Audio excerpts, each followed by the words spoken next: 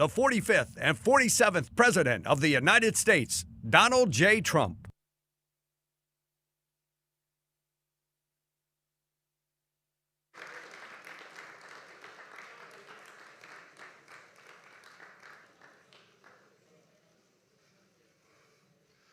That's a lot of press. Wow. Well, it's important stuff. And you know, our team out here, they've all become stars, superstars actually.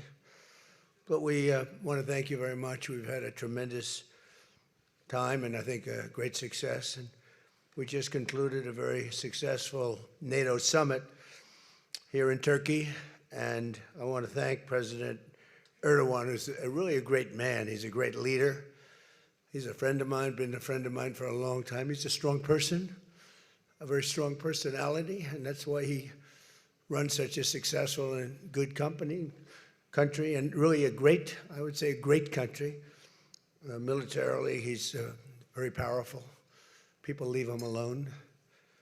But he's really done a fantastic job. And from the moment we got off the plane, you look at the airports were beautiful. They built a new terminal for our arrival. Everything was beautiful. And so I just want to thank President Erdogan, who's done a fantastic job in Turkey. And I also want to thank NATO Secretary General Mark Rutte.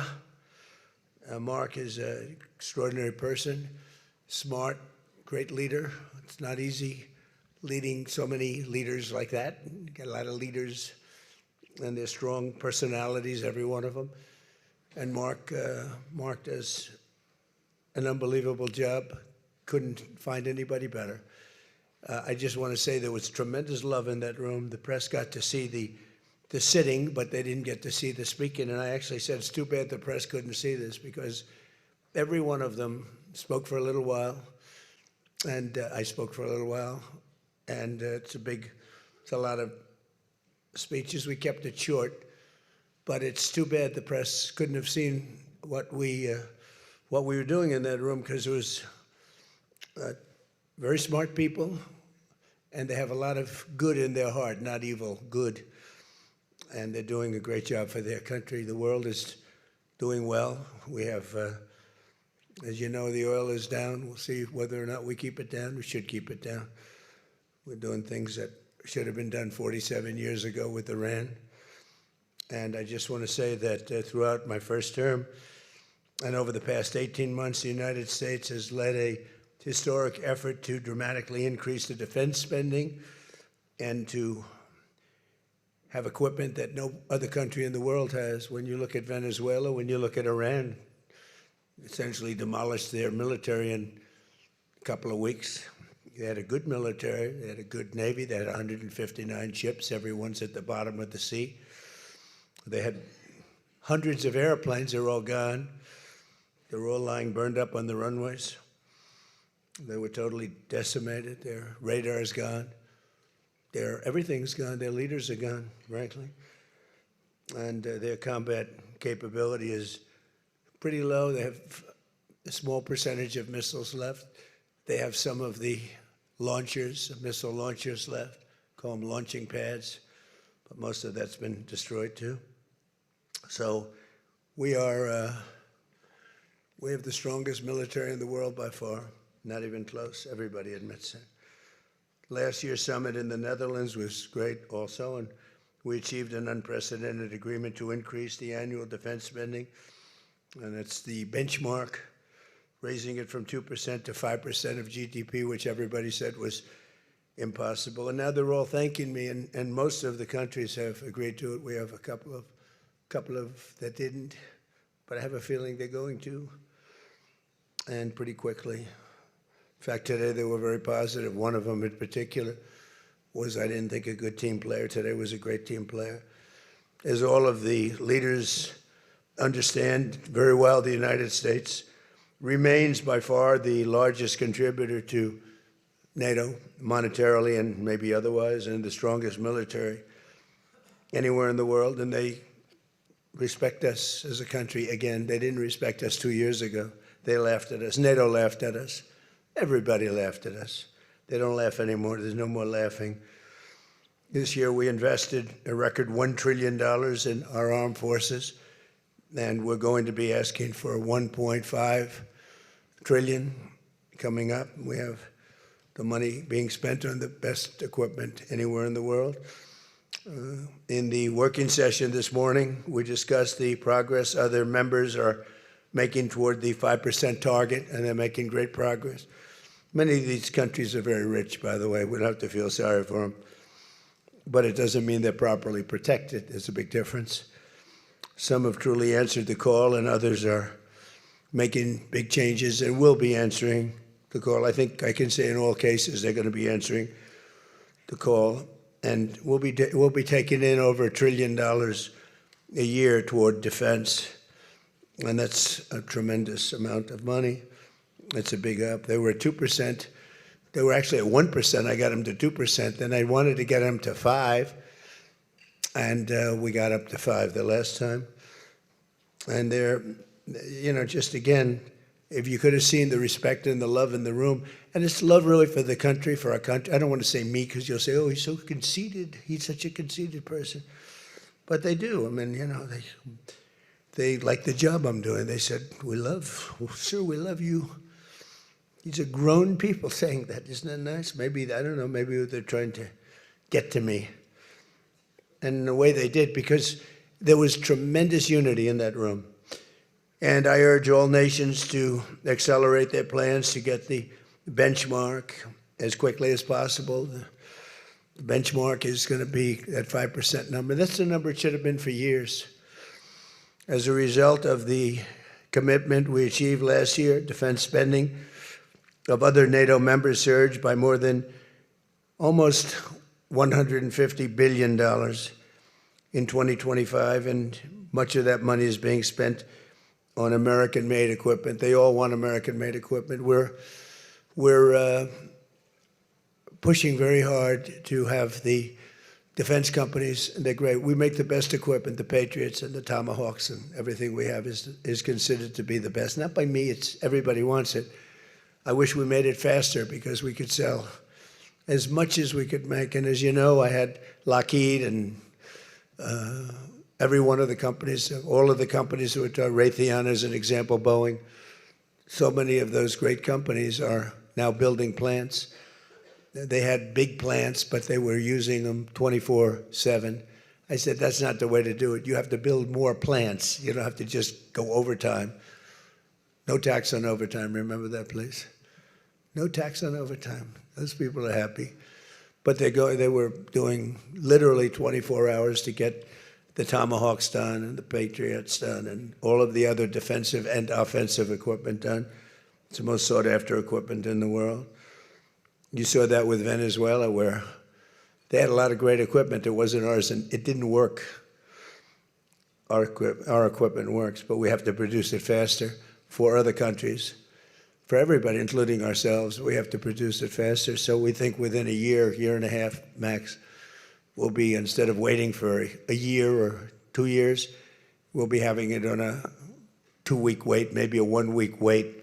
That's what I want. And it'll do really well. A lot of people are, just waiting. They're waiting. They want to get this defensive equipment, maybe in particular the defensive equipment, but offensive and defense. As much of that money is being spent on American-made equipment, that's the money that the European and Canada are spending, European countries mostly, and Canada. And they're spending that with the United States, largely. And it's American-made, made in the USA, as we say. Weapons, munitions, supporting thousands of American jobs. This will increase. We have the highest number of jobs. Right now, we have the most people working in the United States that we've ever had in the history of our country. We have the biggest investment ever made, $19.2 trillion. That's 6 times more than we've ever had. Think of it, 6 times more. And what did that were tariffs. Without the tariffs, I think we would have done fine, like at about 2 or 3. The last administration had much less than $1 trillion invested for 4 years. We have 19.2 trillion invested in 1 year. We haven't gone into the extra almost a half a year, 1.5 years. Those numbers won't come out for a little while. So we have 19.2 trillion, not billion, not million, trillion with a T, invested in plants and equipment that's being built all over the country. Eli Lilly is building plants, big drug, Merck, all of them, the drug companies are building. The car companies are building like crazy. In fact, as you probably saw a big announcement yesterday, Toyota is leaving Mexico and they're going to build one of the biggest car manufacturing plants in the world in Texas. That's because of the tariffs, because we don't mind if you build in Mexico, but if you build in Mexico, you have to pay 25% tariff. If you build in Japan, or if you build in any place, now China is a much higher tariff. It's just 100% tariff because we don't want to lose our jobs. We don't want to have our workers lose their jobs. We have the largest number of plants being built for the most money ever in the history of our country. Car plants, AI plants, and all other plants, pharmaceutical plants, chips. We're not giving anything. All we're saying is, if you don't start, we'll give them 1.5 to 2 years to build their plant. If they don't have that, they have to pay 100%, 200%, even 250%.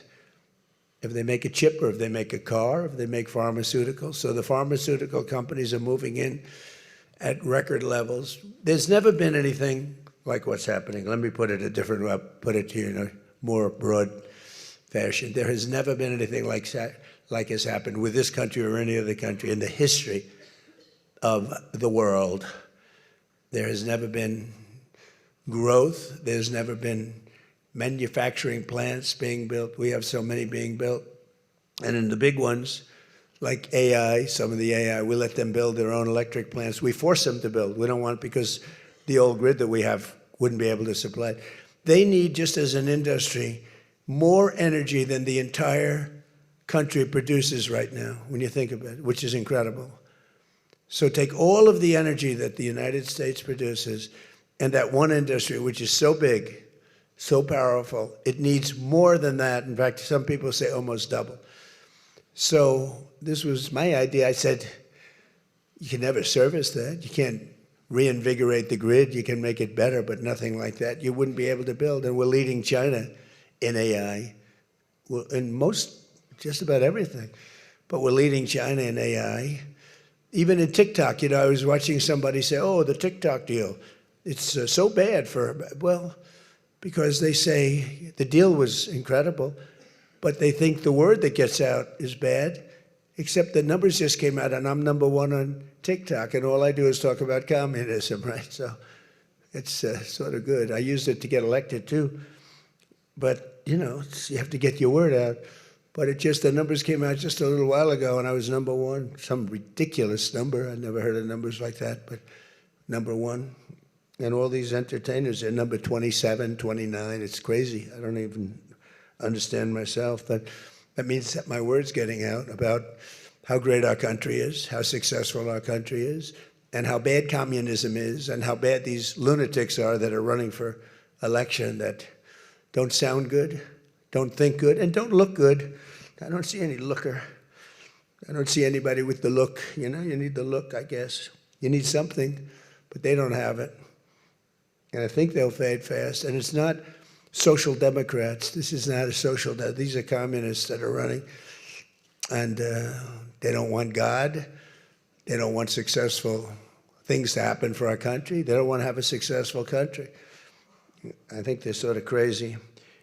As European nations rebuild their militaries, American equipment will be the largest beneficiary. The defense companies are going to be making most of that equipment. They want the American equipment because it works better. It's not a question of anything else. We make the best equipment in the world. And to that end, I provided other leaders with an update on the steps we're taking to rapidly scale up production in the United States. And they wanted to hear that because they don't really want to get it in 4 years, 5 years. They want to get it like in a week. And we'll actually be at a point like that in the not too distant future with the plants that are being built. The defense plants, it's incredible. Lockheed is building, I think, 5 Some of them are building 3, 4, or 5, and they're big ones. It's going to quadruple the output of we have with the munitions and the basic equipment itself, whether it's a Patriot or Tomahawk missile or any of the missiles that we make many missiles, different types, for different occasions. And just today at the summit, we announced $3 billion of new defense investments with U.S. companies. And Lockheed Martin will establish a world-class Patriot missile sustainment facility, a big deal in Europe. They're given a tremendous incentive by Europe to do that. All goes to the benefit of us and Europe because they're getting the best equipment. Northrop Grumman is moving forward with the sale of advanced American drone technology. We're actually the leader in drone tech. A lot of people don't know that. We have the most sophisticated drones in the world. And we're a real, I guess we're the leader, but we'll soon be the leader by many times over. And Lockheed and Rheinmetall are announcing a partnership to build the Army Tactical Missile Systems, which is a big deal. And Anduril is announcing a deal to build their new Barracuda missiles, which is a very highly sophisticated, fast missile, and we're doing that for Poland. Poland's doing very well, by the way, with a very, very good president, great president, I think.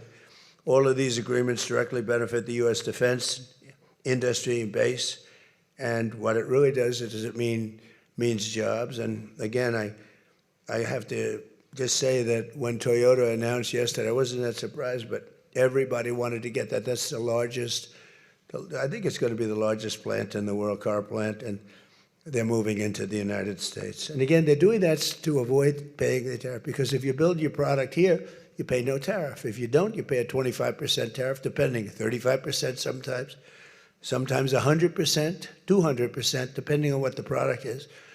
As an example, we're doing great on steel because we charge tariffs. So now all of a sudden the steel industry, which was absolutely dead a few years ago, I revived it in my first term, pretty good. And then they blew it in the Biden term. What a shame. They just blew it right out the window. They had no idea what they were doing. And I quickly revived it at the beginning of this term, year and a half. And the steel business is through the roof. We don't even make aluminum anymore. Now we're going to have the largest aluminum plant in the world being built in Oklahoma. I love Oklahoma. 77 out of 77 counties, 3 times. And it's great. It's a great state. They're going to be building the largest aluminum plant in the entire world in Oklahoma. It's starting very soon. Over the course of the past 2 days, I had a number of excellent discussions with other leaders at the summit and held productive bilateral meetings with essentially all of them. We had dinner last night, just about all of them were there. President Erdogan of Turkey, as well as President Zelensky, and he just came in, as you probably saw, had a little press conference, and also President al-Shara of Syria, who's doing an unbelievable job in unifying Syria. What a job he's doing. Syria was a mess with what happened with the previous government, you know that. Very dangerous place, and now it's just come together. He's done a fantastic job. People are talking about it. In every conversation, it was clear that America is back, and we're stronger and bigger and better than ever before. We have more jobs, as I said, than ever before.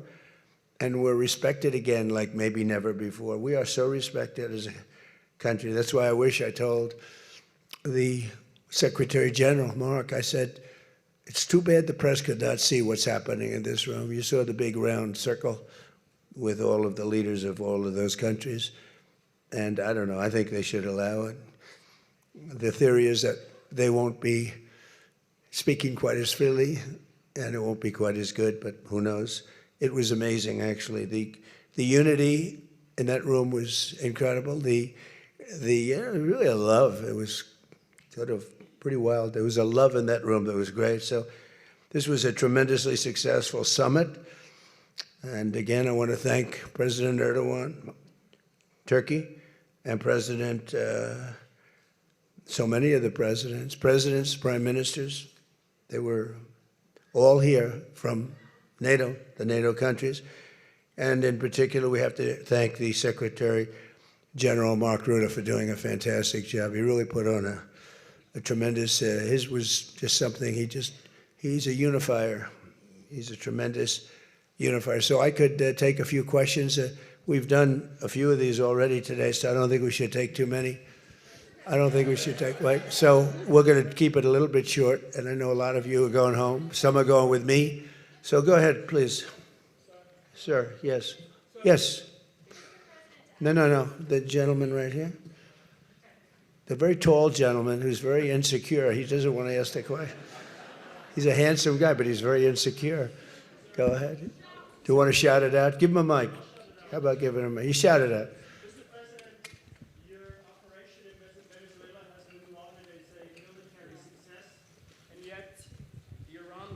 Seems to be a strategic dead end for you. Why are you apparently unable to end the Iran war? So I think we're doing just the opposite. The Iran war has been a tremendous military success.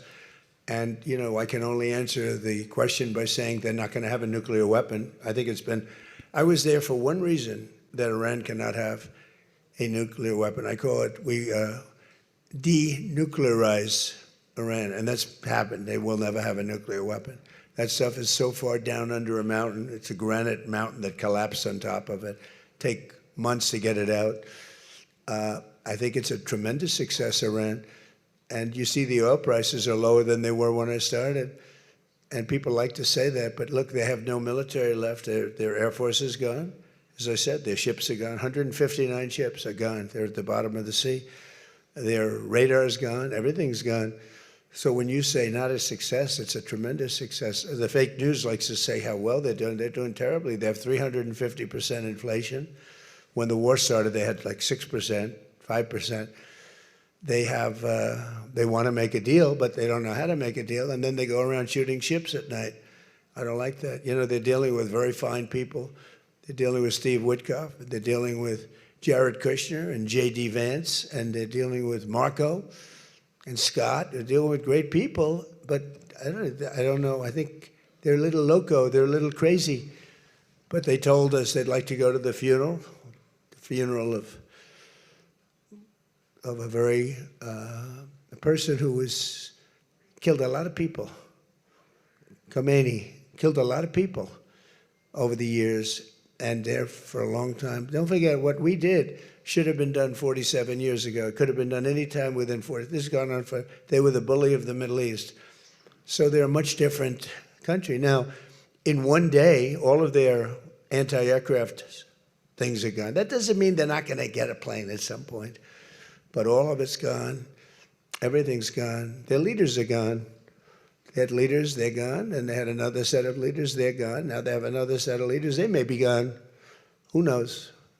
And you know what? I may be gone too, because I'm their number one target. It's out all over the place. I'm their number one, because they're scum. That's the way they act. And that's the way they've done it for 47 years.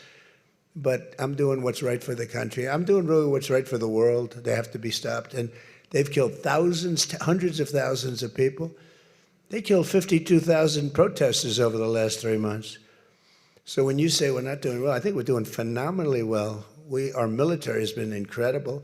Plus, we had a blockade. Did we have a blockade? Did you ever see a blockade work that way? You know, for you that said we're not doing well there. We did great in Venezuela. That was a one-day war, and they're very good military. You know, it's a very military country.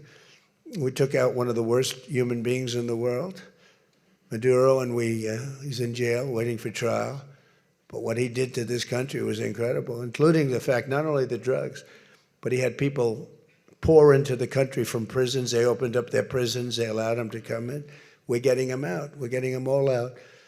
But we have, with the Biden open border policy, with Kamala as your border czar, remember? She was a border czar, but she never called Border Patrol, never once, and she never went to the border. The border was a disaster. Now it's fixed. It's fixed where we have nobody, and I don't do these numbers. 0 people come in through our border, through our southern border. 0. And that's been announced now every month for the last 12 months, 0. We had millions of people come in, under 25 million people, I think more than that under Biden. and they weren't people that you want. And for the most part, they were drug dealers. They were escaped from, think of it, all the prisons, and I'm not just talking about from South America, I'm talking about from the Congo, I'm talking about from all over the world. The prisons were emptied out. They were emptied out into our country. But they had the worst murderers. We had people allowed in our country that should never, and they walked in through an open border policy. And all I'm saying is that you're lucky we won this election. Yeah, please. Go ahead. Go ahead. No, yes, go ahead. Thank you, Mr. President. Iris Tao. Who you with? NTD Why don't you Television. say your name and who you're with? It's always helpful. Thank you, Mr. President, for doing this. Iris Tao with NTD, with a sister media with the Epoch Times. Okay. On communism, you've been issuing a wake-up call to Americans at home about the dangers of communism. And now Yeah. you're speaking on the world stage.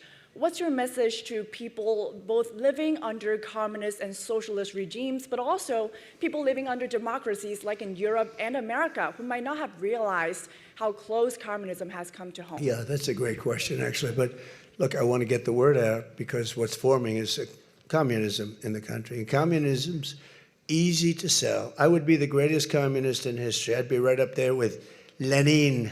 I'd be as good as anybody. You've got free rent for the rest of your life. What they don't say is that you'll be living in squalor in 12 months. You've got a free house. Would anybody like to have a free house? We'll take it away from somebody, we'll give it to you. You'll have murders all over the place. Communism's a disaster. It's been proven to be for thousands of years under different names, but same thing. It's very important. And you know, it's funny. One of the reasons I do so well with Hispanic people, I set a record, Republicans. I get great numbers for the election, helped me get elected in a landslide, the Hispanics, because a lot of them came from countries that were essentially communist.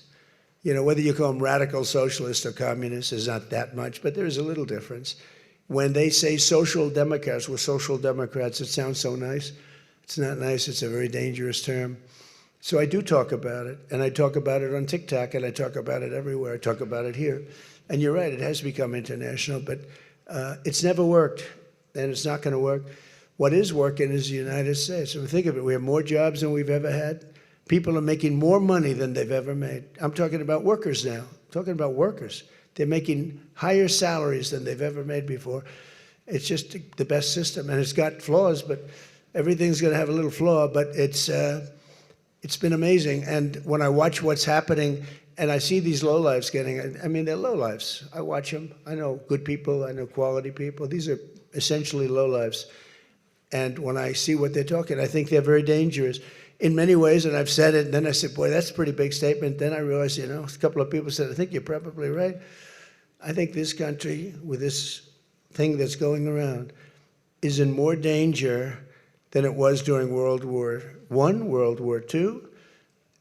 If you talk about September 11th, if you talk about Pearl Harbor, that was big danger. I think the concept of us going communist, because one thing that happens when you go communist, you never come back, never comes back. You die in squalor. You die a horrible death. You die in squalor, and it gets very evil and very nasty. Yeah, please, go ahead. Mr. President, Tyler Pager with the New York Times. Last month you said Iranian leaders were very rational people, nice people to deal with, strong people, smart people. Today you said they were scum, sick people, and being led by sick people. What changed, and do you think they're... I got to know them. So I've said that about a lot. Now, when you say rational, I think they're much more rational than level 1, level 2. Level 1 is gone, level 2 is gone. This is level 3. I think they are more rational, but based on their actions over the last week or two, they're not doing a service to the people. And I think more than anything else is I got to know them. And I'm not sure I want to make a deal with them. We can play games, but I'm not sure I want to make a deal. I just finished the job. Yeah, please, go ahead. Go ahead. Go ahead. Go ahead. Thank you, Mr. President. Steve Sedgwick from CNBC. The oil markets are up today around about 7% for WTI and Brent as well. The world is taking you at your word, sir, that the MOU is over, that the ceasefire is over. What happens next, sir? Are we on the cusp of a full-scale return to full conflict? I'll tell you what happens next. we're never going to see Iran have a nuclear weapon, because that's much more important than the numbers you're talking about. The prices of oil are dropping like a rock. Now they'll be up a little bit, and this will end very quickly. We have an oil glut right now because we got all those boats out of the Strait, and it's going to drop, and I've predicted everything. I've been right about everything, and I have been for a long time. That's how I got to be president 3 times. That's how I won 3 elections. I did very well in the second one, won it. It was a rigged election, but I've been right, and oil's coming down. Now, I have to make sure of one thing, that we don't have lunatics having control over nuclear weapons. So we have that now. There's no way they have a nuclear weapon. We have cameras, as an example, on the site that those beautiful B-2s at 1 o'clock in the morning 10 months ago blew up. They blew it up. We have cameras, that's called Space Force, if they're in space. But we have cameras that can read the badge of the person going over to a site. Mohammed something. We say it's Mohammed something is there with shovels. Well, shovels won't get you there. The biggest machinery in the world probably won't get you there, if you want to know the truth. It's way, way below. But we're watching that. And if anybody goes there, they get blown up. So nobody's going to touch that. Eventually, we'll take it. But what we do have is we have that. That's gone. If we wouldn't have had that, they would have had a nuclear weapon, and they would have wiped out Israel. If I weren't president, Israel wouldn't exist. And we did it 2 times. When the JCPOA, the Obama deal, when that was originally conceived, everything went to Iran. 1.7 billion in cash, hundreds of billions of dollars. They thought they could buy peace with these people. You can't do that.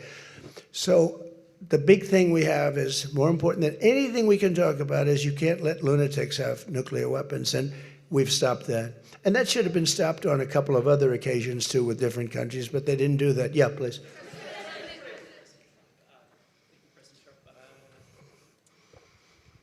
Stephen Nelson from the New York Post. I'd like you to address speculation that you're leaving Ankara not in the new Air Force One because of security concerns involving Iran. You've spoken today twice about them possibly assassinating you and possibly being successful. Did that concern have something to do with it? Well, I speak about it a lot because, you know, the life of a president is very dangerous. It's 5.2%. You know what a race car driver is? 1/10 of 1%.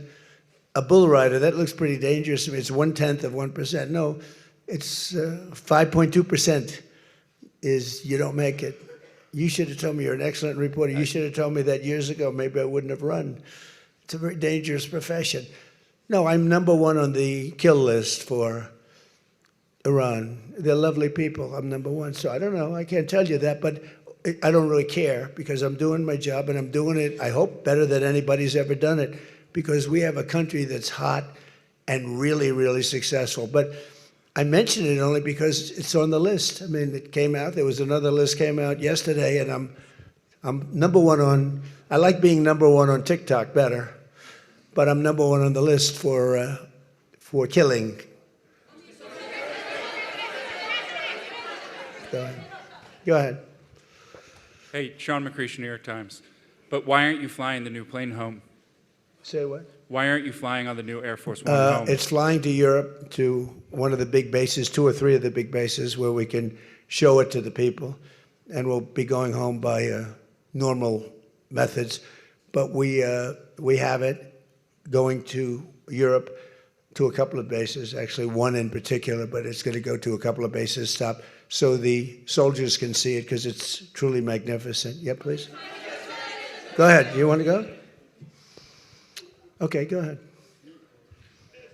Mr. President, Harici Media, Tunç Akkoç, Türkiye. Mr. President, it seems that the war with Iran may start again. What do you expect from your European allies? I don't think it's going to start again. I think it's going to go very quickly. They hit a couple of ships, and so we hit them much harder. When they hit, we hit 10 times harder. You know, we hit much harder than they do.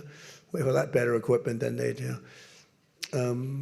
We may even, somebody asked before, do you think you'll hit them tonight? I said, we might. Yeah, we might. But when they hit, we hit. You know, it's what we use their language. We speak their language. No, I don't think so. I think anything that happens is going to be over very quickly. and we'll only make it safer, including for oil. Oil is going to be very free, very easy, and it's going to happen very fast. We have the Hormuz Strait, the boats have pulled out. I mean, there's a gusher of oil right now. We have a lot of oil. And no, anything that happens is going to happen very fast. We're not looking for long term. Okay. Go ahead, Red. Mr. President, you said today, Ines de la Cuetara with MS Now, you said today that countries... You're with who? MS Now. MS Now. That's a failing network. Why would you want to work for them? MS Now, can you imagine? They wanted to get away. They took the name NBC because they were embarrassed by it. Go ahead, let's go. When do you hear this question? You said today that countries like Spain, Italy, and the UK were not there for the U.S. and its war with Iran. Should those countries be attacked, will the U.S. be there for them? Well, I'll tell you what. Number one, Spain has been very bad, but you know Italy's been good, and almost all of the countries have been good. They just had a bad moment. They didn't help us. We didn't need their help, but if we would have wanted their help, I said, by the way, if I want help, Sir would rather remain on the sidelines, and I didn't like that answer. UK gave an answer that was sort of weirder than that. They went out. I said, would you like to help? They said, we do, but we want to wait till the war is over. This was not in the spirit of Winston Churchill. So, yeah, I mean, I'll tell you what, I can only say if there's one word that comes out of today, it's unification. I've never seen anything like it. Every one of those countries, they love us, they love each other. That was tremendous unification. It was a nice thing to say, and it was a very fair question, too. Yeah. Green? Yeah, you're wearing green, right? Thank you, Mr. President. Eda Turul from Haber Global TV, Turkey. Mr. President, after your meeting with President Erdogan, can you tell us whether you and President Erdogan reach an understanding on Turkey's return to the F-35 program and the future of U.S.-Turkey defense cooperation? And do you believe U.S.-Turkey relations are entering a new chapter right now? Well, I had a great relationship in my first term. You remember Pastor Brunson, and he was put in jail for 35 years, and I called. He was an evangelical hero, actually, very good man. And I called President Erdogan, and he let him out. I didn't pay anything like Obama and Biden pay billions of dollars all the time. I never paid any for anybody. I just tell him, let him out. Let him out. But in this case, I didn't say it the second way. I said it the first way. I said, look, he's a good man. He's highly respected in the evangelical, and I'd like you to let him out. And he was in my office, in the Oval Office the following day, Pastor Brunson. I had a great relationship. When Sleepy Joe Biden got in, bad things happened with a lot of things between the border. Everything was bad. We were laughed at all over the world, and we had a very bad relationship with a lot of countries. I think Turkey was one of those countries. But that changed on November 5th when we had the election.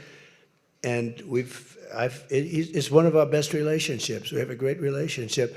And they're talking about the F-35 airplane, and it's the best plane, and everybody wants it. And we have to make a decision who we give it to. I mean, my inclination, because he stayed out of, he's not a huge fan of Bibi, and he's not a huge fan of Israel, but he stayed out of that war. He could have gone into that war very easily, and he didn't. At my request, he stayed out of that war. He's been a very good ally. I mean, Marco could tell you we have a very strong relationship with Turkey. You know, it's a very big country. It's a very powerful militarily. It's the second most powerful country in NATO. It's a NATO country. So whether or not we do that, I haven't totally made up my mind. But my inclination is to say, look, he's done everything. He's helped us in so many different ways. And you know who else has been good to us? China. China never came into the war. They get 50% of their oil from Hormuz Strait. They never came into the war. They never said, I'm going to send a ship in 5 destroyers along each side of the ship. They never did. No, President Xi's been great. Everyone's been sort of great, to be honest. You know why? Because they respect our country again. They laughed at our country. They thought we were a bunch of fools. They saw a president that couldn't talk, he couldn't walk. He was a disaster. They lost respect for our country, but now they have more respect for our country than they've ever had before. Thank you all very much. We'll see you back. Thank you very much, everybody.